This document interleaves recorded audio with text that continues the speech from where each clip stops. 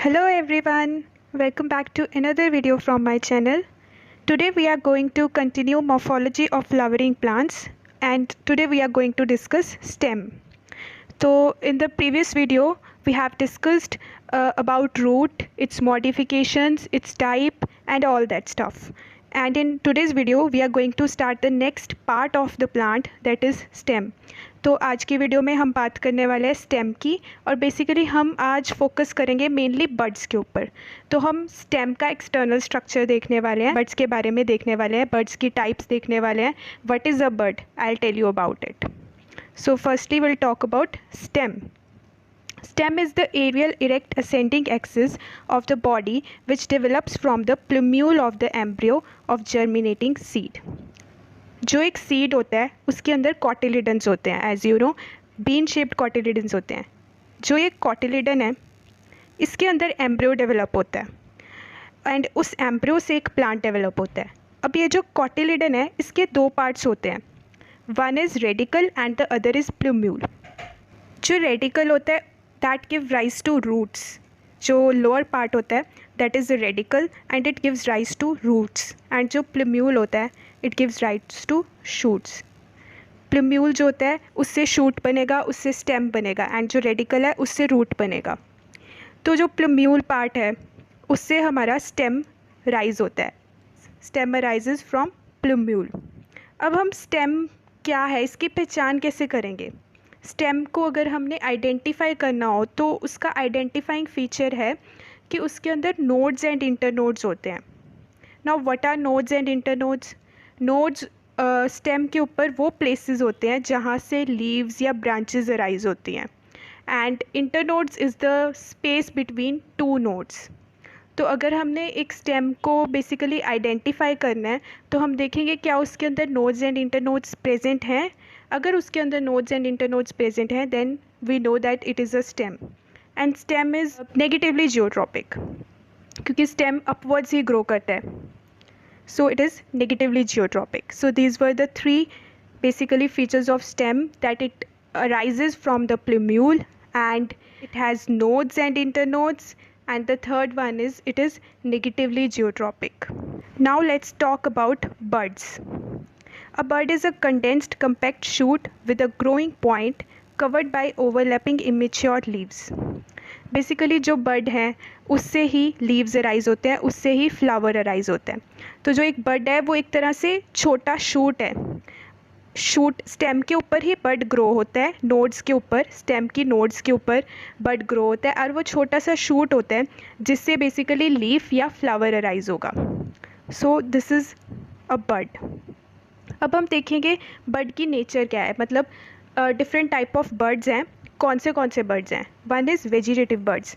जो vegetative buds हैं वो लीव्स या ब्रांचेस को फॉर्म करेंगे. So these buds are vegetative buds which give rise to leaves. Second is floral buds. इनको हम रिप्रोडक्टिव बर्ड्स भी बोलते हैं because they give rise to the reproductive part of the plant, that is flower. So floral buds will give rise to flower. And the third one is mixed birds. ये जो mixed birds हैं इसके अंदर vegetative birds भी हैं and floral birds भी हैं, दोनों मिक्स हैं. मतलब वो किसी को भी अराइज कर सकते हैं, लीव्स को भी या फ्लावर को भी. They are mixed. These kind of birds are mixed birds. Now let's talk about the position of birds. जो बर्ड है वो लोकेटेड कहाँ है ये भी इम्पॉर्टेंट है. जिस पोजीशन पे बर्ड लोकेटेड है उस अकॉर्डिंगली हमने बर्ड की नेमिंग की हुई है. जैसे बर्ड कैन बी टर्मिनल और एपिकल.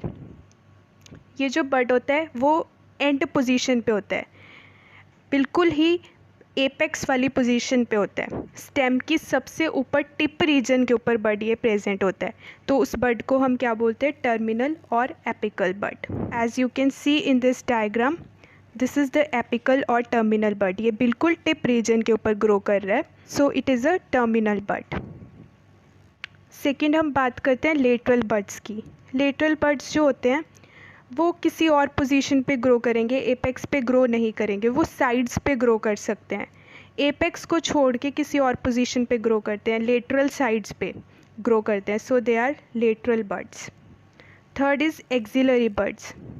जो एक्सिलरी बर्ड्स हैं वो लीफ की एक्सिल के ऊपर ग्रो करते हैं. What is an axil of leaf. Basically leaf जहाँ पर ग्रो करता है वहाँ पर एक एंगल बन रहा होता है, जैसे you can see in this diagram. ये जो लीफ है वो एक एंगल पे ग्रो कर रहा है। ये जो एंगल है, जिस एंगल पे लीफ ग्रो कर रहा है, इसको हम एक्सिल बोलते हैं। एंड अगर इस एंगल के ऊपर बड अराइज हो रहा है तो हम उसे एक्सिलरी बड बोलते हैं। Like you can see in this diagram, this is the axillary bud. It is growing in the axil of leaf, so this is axillary bud. Next is the extra axillary bud. जो extra axillary बड है वो nodes के ऊपर form होता है, पर वो axle के ऊपर प्रेजेंट नहीं होता, वो थोड़ा साइड पे प्रेजेंट होता है, बिल्कुल जहाँ से नोड्स अराइज हो रही हैं वहाँ पर प्रेजेंट होता है। Like you can see here, this is the extra axillary bud. ये बिल्कुल नोड्स के ऊपर अराइज हो रहा है, एक्सिल पर प्रेजेंट नहीं है बट एक्सिल की साइड पर प्रेजेंट है एंड बिल्कुल नोड से अराइज हो रहा है। So it is known as extra axillary bud. Next one is adventitious bud. Now what is adventitious bud? जो बर्ड्स स्टेम को छोड़ के किसी और पार्ट से अराइज हो उनको हम एडवेंटिशियस बर्ड्स बोलते हैं। Like you can see here, basically ये एक रूट है एंड रूट से एडवेंटिशियस बर्ड्स अराइज हो रहे हैं। एग्जाम्पल इज़ डेलबर्जिया सिसु, जैसे हमने रूट के केस में भी इसकी एग्जाम्पल देखी थी, इसके ऊपर एडवेंटिशियस बर्ड्स अराइज होते हैं। एक और एग्जाम्पल है एडवेंटिशियस बर्ड्स की, you must have heard that bryophyllum. Bryophyllum के लीव्स से बर्ड्स अराइज हो जाते हैं। They are not arising from stem, they are arising from leaves, so they are also adventitious buds. And इस case में roots से adventitious buds arise हो रहे हैं, so this is also example of adventitious buds. Next we'll talk about some modifications of birds. There are basically two modification of birds. One is bulbils. Bulbil. What is a bulbil? Modified bird that stores food and becomes fleshy. They take part in vegetative reproduction. तो क्या होता है इस case में, जो bird है वो swollen हो जाता है एंड वो फूड स्टोर करने लग जाता है and it becomes flashy and इसके थ्रू वेजिटेटिव रिप्रोडक्शन भी होती है। जो इसके बेसिकली बल्बिल के ये फ्लैशी पार्ट्स हैं, जब ये ग्राउंड के ऊपर फॉल होते हैं तो ये न्यू प्लांट बना देते हैं, so they help in vegetative reproduction. Example is oxalis, agave, onion. So this kind of bud helps in vegetative reproduction. Next modification is turions. These are for perennation found in aquatic plants. Firstly, what is perennation? Perennation basically होता है जब बहुत ज़्यादा unfavourable conditions आ जाती हैं तो basically organism या फिर प्लांट अपने सराउंडिंग से अपने आप को बचाने के लिए बेसिकली खुद को कवर कर लेता है, अच्छी तरह सरफेस के ऊपर अपने मेम्ब्रेन्स लगा लेता है जिसके थ्रू वो अनफेवरेबल इन्वायरमेंट से बच सके, ऐसे केमिकल सिक्रीट करने लग जाता है या फिर. So a method of perennation is the one which helps in surviving in unfavourable conditions. Same is with turions. जो टूरियॉन्स हैं वो एक्वेटिक प्लांट्स के अंदर it acts as a method of perennation, तो वो उसको सर्वाइव करने के लिए हेल्प करेगा प्लांट को. जब कभी भी जो कंडीशंस हैं वो फेवरेबल नहीं होंगे तो टूरियॉन्स फॉर्म होता है उस केस में. एग्जाम्पल पोटेमोगेटॉन एंड यूट्रिक्युलेरिया, इन दो प्लांट्स के अंदर टूरियॉन्स फॉर्म होते हैं when they come under some unfavourable conditions.